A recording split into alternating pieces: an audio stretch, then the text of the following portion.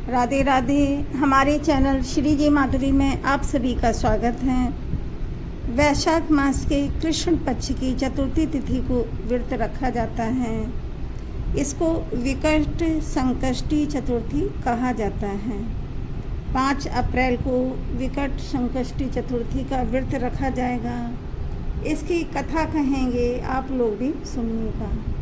वैशाख मास के कृष्ण पक्ष की चतुर्थी तिथि को विकट संकष्टी चतुर्थी व्रत रखा जाता है। इस दिन भगवान गणेश जी की विधिवत पूजा करने के साथ साथ व्रत रखने का भी विधि विधान से किया जाता है। इस दिन भगवान गणेश जी की पूजा करने से सुख संपत्ति धन वैभव की प्राप्ति होती है। भगवान गणेश जी की पूजा के साथ साथ चंद्र उदय पर अपना व्रत खोला जाता है और अपना व्रत खोलने के साथ साथ इस दिन व्रत कथा का पाठ करा जाता है और व्रत की कथा सुनी जाती है।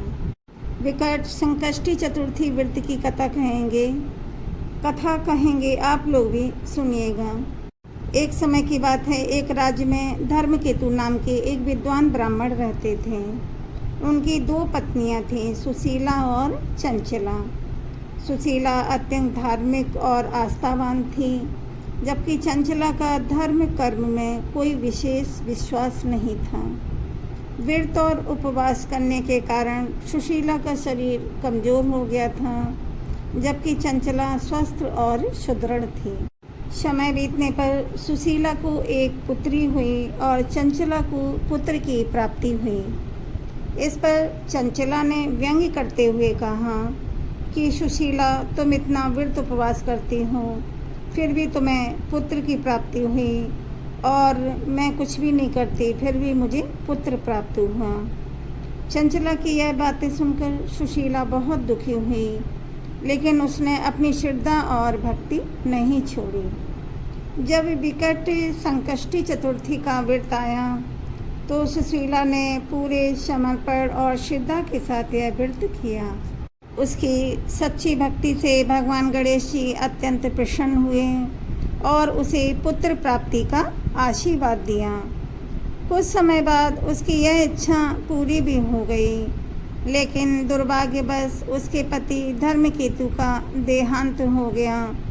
इसके बाद चंचला अलग रहने लगी, जबकि सुशीला अपने बच्चों के साथ उसी घर में रहकर उनका पालन पोषण करने लगी। सुशीला का पुत्र बहुत बुद्धिमान और गुणवान निकला।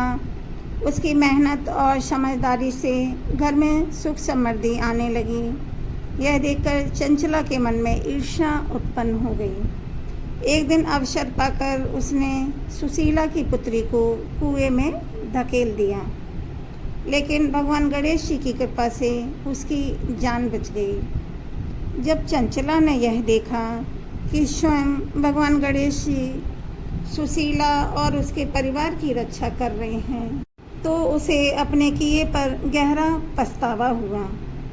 उसने तुरंत सुशीला से क्षमा मांगी।